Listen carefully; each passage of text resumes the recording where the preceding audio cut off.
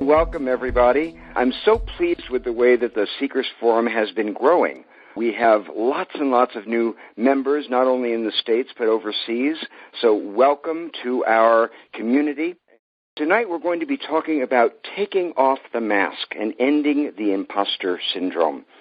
I want to begin with a quote from Rainer Maria Rilke, where he says, "I want to unfold. I don't want to stay folded.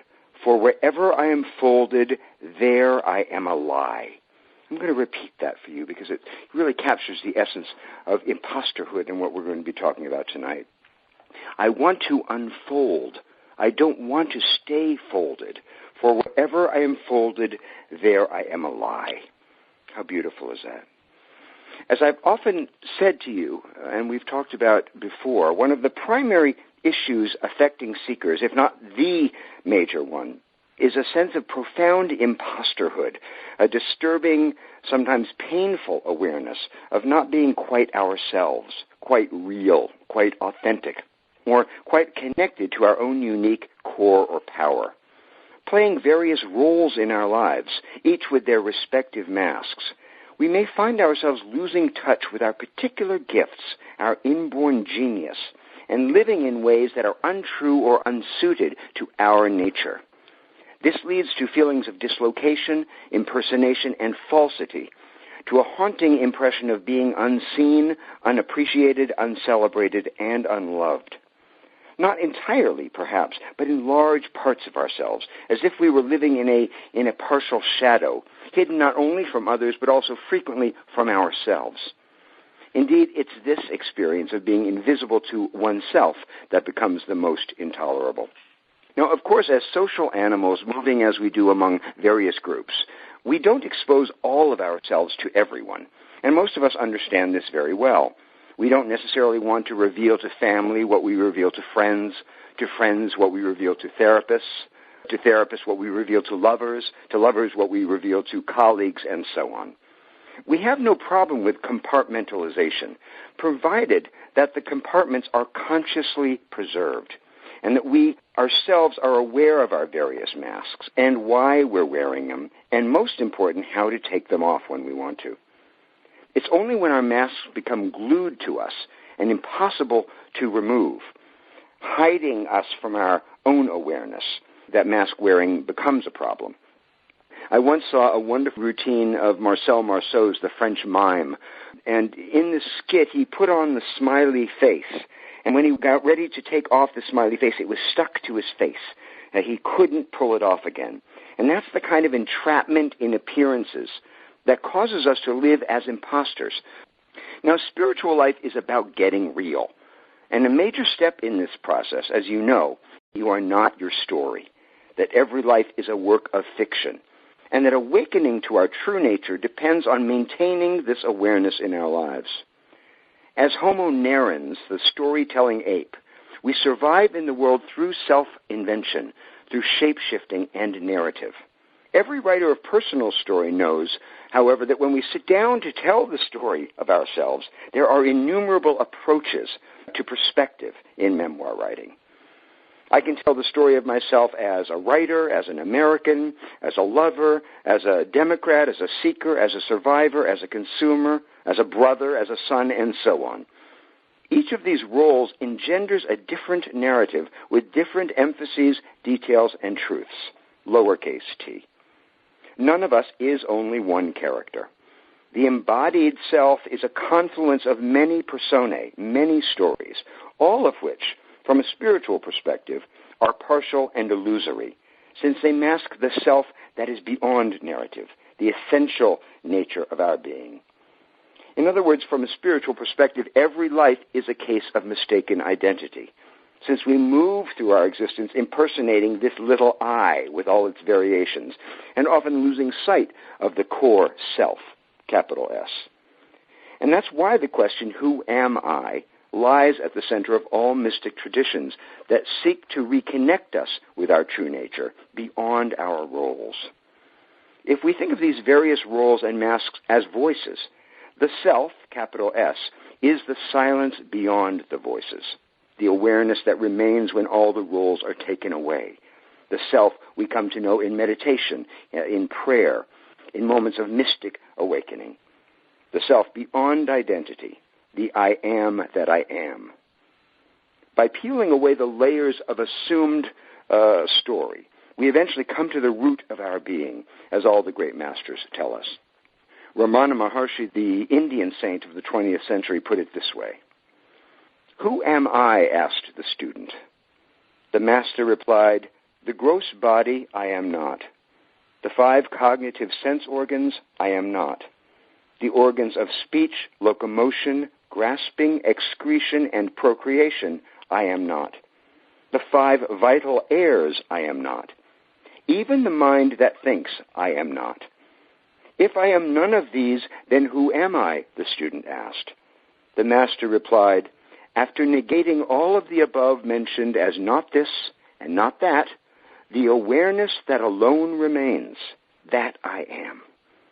This eternal I am is the enlightened self, and until we awaken spiritually, we can't be said to be truly self-aware and to know ourselves, since we take ourselves for less than we actually are. We confuse our original face with the masks that we wear to cover it.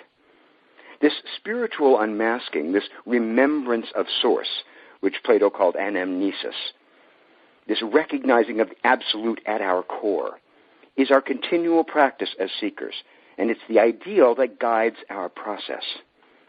Having said that, however, we're not here in the Seeker's Forum only to traffic in ideals, comforting and inspiring though they might be. We're here to confront the relative truth of our relative lives as well, including the complex, nuanced physical, emotional, and psychological aspects which call for masks that we use, every one of us, on a daily basis. I've never met a single person, including spiritual masters, who are the same in every situation, who reveal to their students what they do to their lives or husbands or friends, or who move through the world in a state of complete transparency. But they suffer no conflict in their role-playing, unless they're hypocrites, because they know what they are underneath, free, awake, and clear as day. Knowing this, they can move through various situations and contexts and roles without imagining that they are imposters, because they are consciously using these various masks to navigate, to teach, to do service. Okay? They are, unlike Marcel Marceau's mime, they are able to take off the masks when they're no longer needed. Recognizing that none of us is a single self, that we are many selves with different stories, many of them contradictory. Enlightened people engage in the world of appearances, the divine play, or lila, much as God manifests in various forms without ceasing for a moment to be God. You may be familiar with the image of God as a great goldsmith fashioning creation, from whales to skyscrapers to volcanoes to amoebas, from the same substance. That's the sense in which we're talking about role-playing and changing appearance. We appear to be different in different roles, with different functions and definitions, but are always and forever the same. When we speak of taking off the mask and ending the imposter syndrome, in other words, we're referring to becoming aware of our essence, the self that is assuming these different roles, in order not to be trapped by any appearance whatsoever. We're not talking about replacing one mask with another, slightly more authentic feeling one, and then struggling to feel real with that mask on. That's a shell game that we cannot win, struggling to conceal ourselves better, to impersonate better, to pretend more skillfully in hopes of finding the perfect mask for all occasions that never pinches and never sticks. This is simply impossible. It will never happen. Every mask you wear will be limited. Every role you play will come to an end. Sooner or later, regardless of how liberating the pose may be, and certainly some costumes are easier to wear than others, you will come to a place where it no longer fits, and you need, for your sanity and your peace of mind, to pull it off and take a breather. Only then will the sense of imposterhood truly be shifted. Let me give you an example of why every mask is limited, regardless of how spiritual it appears from the outside. I know a man, I'll call him Joe. He used to be a successful captain of industry in a highly lucrative media business. Joe was phenomenally good at what he did, which involved bringing worthy products to the market. From the outside, his life was enviable, a great American success story. But although this role was rich and lauded by all who knew him, Joe became increasingly frustrated by the sense that he was hiding behind this mask, that important parts of him were going by the wayside, and that he was being a fraud, at least in part. Although Joe was outwardly okay, he felt diminished by the very success that he had craved. When a health scare happened in his mid-40s and stress was identified as one of the contributing factors, Joe jumped ship.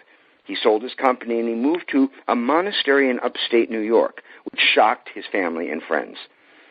As a longtime meditator, Joe was determined to locate the source of his unhappiness by training in the Buddhist monastic tradition.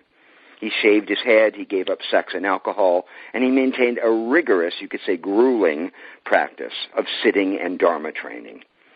For 2 years, he maintained this schedule, throwing the same level of dedication, focus, and energy into spiritual training that he once reserved for Madison Avenue. So excellent was his progress that his master made him a junior teacher at the monastery, a role that he fulfilled in exemplary fashion. For a while, this role gave Joe the sense of having found his proper place in the world, a context in which he could feel free, and work that he wholeheartedly believed in. Many days, in fact, he was happier, he said, than ever before in his life. He was very grateful to have ditched his business career for this simple Dharma-focused existence. But then this changed. Joe was struck slowly by the painful awareness that something crucial was missing in this role as well. No matter how hard he tried to shake this sense and obey his master's instructions to see the disturbance as delusion, the ego's resistance, or as karma being burned off from past lifetimes, he could not shake this disturbing sense of imposterhood in his monk's robes. He found himself longing for something more, something beyond this Buddhist practice. Try as he might to suppress his inner knowing, his discomfort only increased, till at last he began to feel that this new role was just as fake for him as his previous one had been as a businessman. Though he loved the Buddhist teachings and appreciated much of what he had learned in his spiritual life, the trappings of this tradition no longer worked for him. This monk's mask felt limiting, partial, and a pose, another assumed identity, another obstacle to complete freedom. Joe wrestled with this conflict within himself for a long time, for several months, judging himself, struggling to view his conflict as temptation and ego, nothing more, like Mara tempting the Buddha on the morning of his enlightenment. But this felt to him just like another story, another identity, another interpretation of truth, lowercase t, rather than the truth, capital T, itself. Well, in time, Joe came to leave the monastery with a great deal of shame, but also relief, and took up again in civilian life. He came to conclude that while Buddhism had pointed the way, it was not for him the way itself. It was a finger pointing at the moon, and he longed for the glow of the actual moon, the content behind the form, the face behind the mask. Like many adherents to strict tradition, Joe came to find the tradition itself a hindrance. Like devotees of a guru who fall in love with the guru and lose sight of God. In leaving the monastery, Joe was in fact following the Buddha's injunction to become a lamp unto himself, and as well, if you meet the Buddha on the road, to kill him.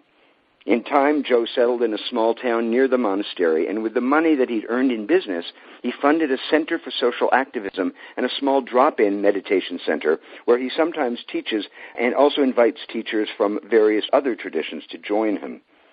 Having thrown off his robes and the trappings of the monk's identity, without losing the essence of the teachings, Joe had found for himself a middle path that kept him connected to the self beyond ego, without denying his actual temperament, which, being a great lover of food and women and travel and sports, was not ultimately suited to the monastery. He didn't exchange one mask for a better one. He took off the mask and moved toward his unique personal truth, not trying to impress anyone, or redeem some sense of sin or impersonate someone he was not. At last, Joe actually began to feel real in his life. He began to feel authentic in his life. And he's more influential today than ever before. When he was in corporate life and climbing the ladder, he wasn't able to have a relationship, for instance, a lasting, intimate relationship, something which he was also running from, he realized, in the monastery. But now Joe is partnered with a woman whom he loves dearly and is also dedicated to awakening, but on their own terms. Now, this is not to say that there's anything wrong with tradition.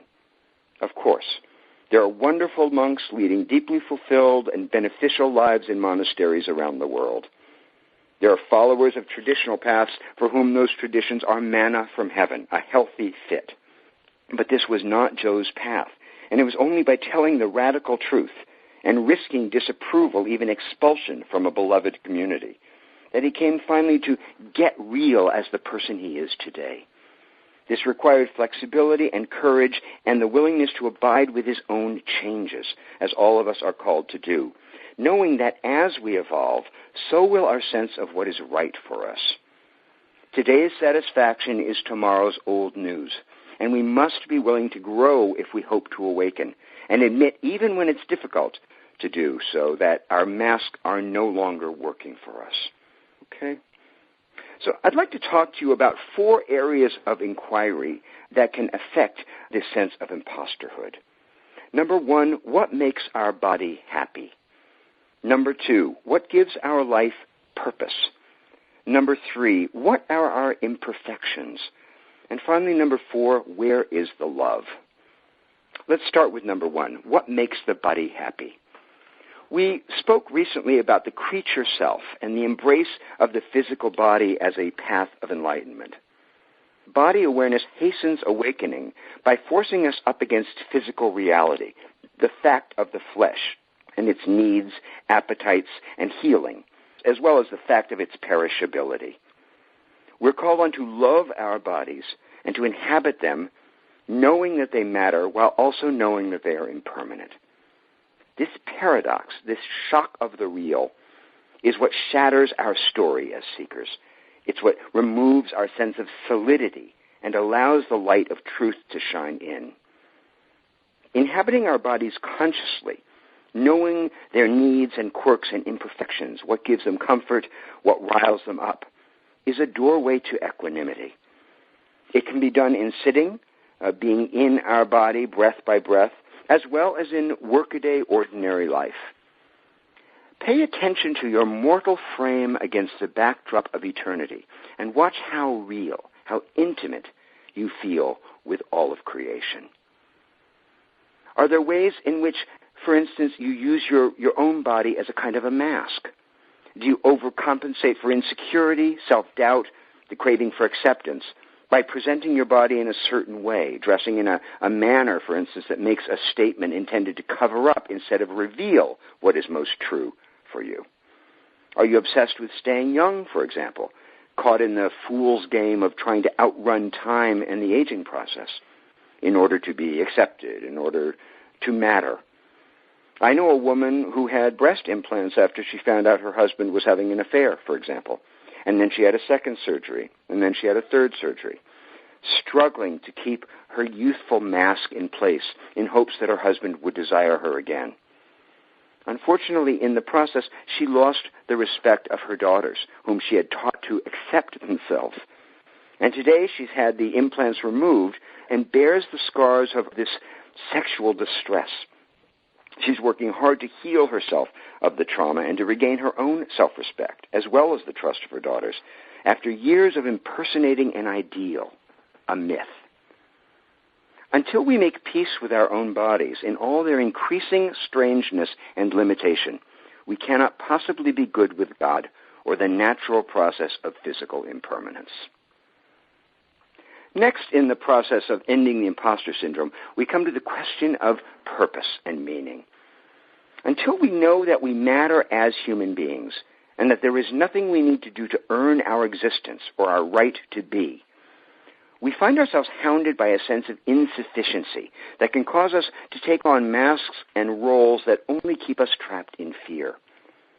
Once we truly know that we matter as we are, that our lives have meaning for no other reason than that we're alive, we become able to seek higher purpose in service, in activism, public works, whatever our attraction is, from a standpoint of wholeness, not brokenness or faultiness or lack.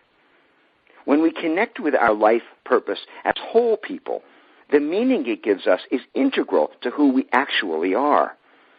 We don't have that sense, which many of us have known, of succeeding at things that should give us meaning, but don't because they are not truly ours to have.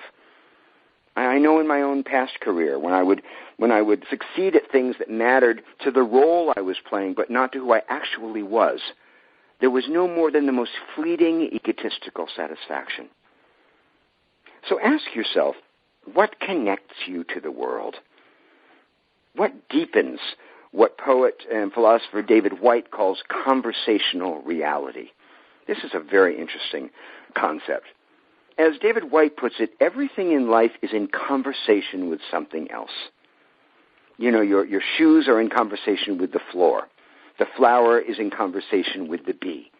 The airplane is in conversation with the atmosphere.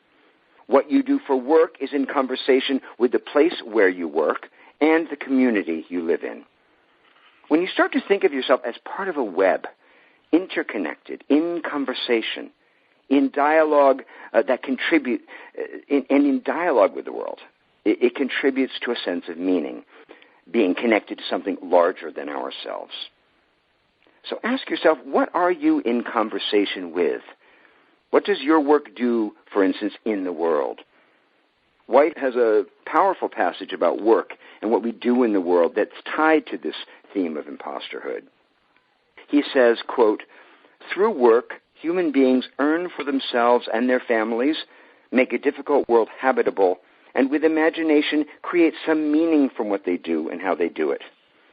The human approach to work can be naive, fatalistic, power-mad, money-grabbing, unenthusiastic, cynical, detached, and obsessive, or it can be selflessly mature, revelatory, and life-giving. Almost always, Whyte says, it is both. This is the point. The sky full of light and dark, with all the varied weather of an individual life blowing through it. We are both selfish and selfless. The work we do in the world, obviously, is for most of us to survive, but we also want our work to reach out to others. Okay? We also want our work, he says, and what we do in the world to matter. Now, the work we do doesn't need to be outwardly or obviously humanitarian to matter in this spiritual sense. It can be as simple as working at Starbucks. If you invest the interactions with your customers and the people you work with meaning and with some kind of a positive exchange that changes how you work, changes your attitude to your job. The truth is that the most tedious job can be invested with meaning if we use our imaginations and if we pay attention to the human connections that we make there. I'm sure you've come across people, bus drivers or waitresses or taxi drivers, anyone, teachers, who connect so intimately, so directly with others, they can actually change people's day. That's the sort of transformation that's possible in even the most banal situations. A person is using their imagination and their spirit and their heart to create meaning, to create meaningful work for themselves. Next, let's look at our imperfections. What are your imperfections? The shadow side of a culture that imagines our goal to be living the best life, sort of Botoxing out the last wrinkle, turning 60 into the new 40, psychoanalyzing ourselves out of every neurosis and meditating our way to eternal bliss. The shadow side of all that is that we lose the meaning of imperfection. The meaning of imperfection as a humanizing, humbling, heart-opening, and humorous addition to who we are and the truth of our experience. Instead of celebrating our limitations, weaknesses, and flaws, knowing that to do so is to practice against the grain of a perfectionist culture and free ourselves of self-judgment and idealistic expectations. We're encouraged to fight the river, to rage against the dying of the light, to turn our humanity itself into our greatest nemesis. We're dogged by the thought that if we were only just fill in the blank, we would finally be authentic. If only we had the thighs of Christy Brinkley, the brain of Stephen Hawking, and the wisdom mind of the Dalai Lama, then maybe we'd be okay. But of course, this is the antithesis of wisdom. Wisdom teaches that particularity is all, variation, eccentricity, and crookedness. As William Blake wrote, improvement makes straight roads, but the crooked roads without improvement are the roads of genius. Isn't that great? Improvement makes straight roads, but the crooked roads without improvement are roads of genius. Now, this isn't to imply that we ought not to grow, to improve ourselves through practice and so on, but simply that no matter how great our efforts are to get better, imperfection, partiality, and singularity are the path of truth and the way of nature. The shape of you, the being you are, will never again exist in this world any more than you can clone a snowflake. It's important to realize as we work to, quote-unquote, get better, that the part of us that wants to be perfect and just like everyone else can also be a heartless fascist that throws every unfitting thing, everything that doesn't suit the image of unsullied perfection that we want to present to the world, into the oven of contempt or denial. This is such a tricky issue because perfectionism is the near enemy of aspiration. It's aspiration taken to a destructive point. As human beings, we long for growth, for beauty, for truth, for goodness. This is what makes life worth living. But when we imagine that we can embody these ideals completely, like gods, that is hubris, a tragic flaw. Hubris leads us to cut off or try to all that is not ideal about us. And this perfectionism leads to permanent self-masking and the attempt to remove, cover up, destroy our inconvenient truths. But what if we were to stop this oppression? What if we were to deeply appreciate our absolutely personal weirdness? What if we came to realize that our limitations are actually part of our strength and that our unacceptable parts are integral to our individuality? Imagine how much more original people would be and how much more free. Finally, we come to the fourth principle of getting real, namely to ask ourselves, where is the love? What do we love? Whom do we love? Where does love flow freely toward us in the various guises that we wear in our lives? Because without love, there can be no authenticity. We come to know ourselves in the process of loving and to recognize who we are not by the absence of love, both within and without. Joe realized that his monk's identity had become false because he no longer loved his practice. He no longer felt the embrace of his community because it was not the right community for him. There's a wonderful quotation from a poem by John Burroughs that I've heard many years ago, and I think of it very often. And the line is, "What is mine will know my face." In other words, when we're moving in the direction that is our direction, when we're moving in the areas and in the ways that are true for us, we have a sense of attraction and embrace and love. We know who we are by following our heart and locating the arms that are open to accept us. This is how we find our way in life to a sense of belonging. Love is the only infallible guide to finding what is true for us. And when we feel lost or trapped or confused, it's listening to the voice of love that's the surest way of finding our way through.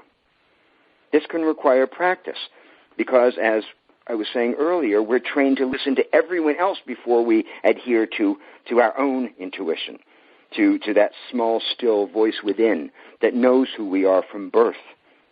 But once we learn to listen to the voice of love, even when it says no and contradicts our oughts and our shoulds, we alight on the path that is truly ours, with all its bends and twists and irregularities. This requires first and foremost attention to what we hear and see and feel, a careful attuning to the silence beyond the conflicting dialogues in our mind, the war of the masks, and the conflict of our different personas. Beyond this ruckus of contradictory voices is the sound, the message of love.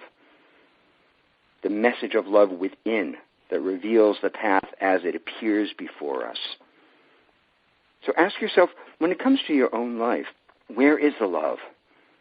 Where do you feel whole, seen, heard, and accepted? And where do you feel never enough, never in balance, never complete, and never quite right? At the end of the day, bringing an end to the imposter syndrome means learning to know and feel the difference between love and not love, between connection and fragmentation. This is also the essence of spiritual practice, of course, to gravitate toward love and truth and goodness and away from falsehood and cover-up. And the more we do this, the more awake we become, the more illumined and the more free.